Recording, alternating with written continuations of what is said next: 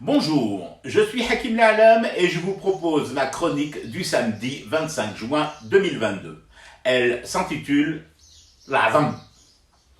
Tu as l'impression que les zigotos locaux n'attendaient que ça, ces rumeurs sur une supposée normalisation entre la Tunisie et Israël. Ah, tu vois, même la Tunisie est revenue à la raison. D'abord, normaliser avec l'entité sioniste n'est pas un retour à la raison. Ensuite, rien ne permet à l'heure actuelle, notamment à cette heure précise où je jacte devant vous, de dire que Tunis compte normaliser avec Tel Aviv. Des manœuvres régionales, des troupes américaines, des experts américains et israéliens aux côtés de l'armée tunisienne. L'armée tunisienne a formellement démenti. Pas question, a-t-elle dit, et de préciser qu'elle est engagée, oui, dans des manœuvres avec les USA, pas avec Israël.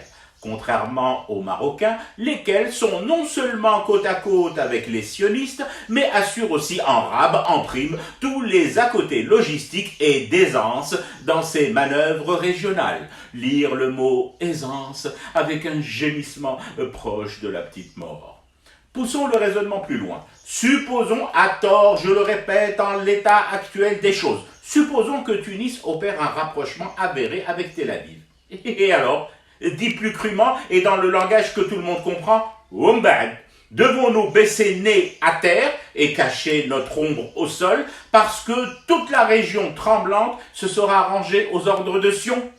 Je ne veux pas faire dans le wentutrisme bête et méchant, mais la Désédie Mouelfa, elle est habituée à cette position de l'os l'azam en travers de la gorge, même isolée, même wahedna, même mis dos au mur, même trahi par tous les frères, Israël restera pour nous ce qu'elle est, une entité occupante, colonialiste, pratiquement ouvertement l'apartheid, ayant pour projet le génocide d'un peuple, utilisant la liquidation physique extraterritoriale comme mode de fonctionnement diplomatique et travaillant à détenir seul les commandes, les clés du SWIFT financier planétaire.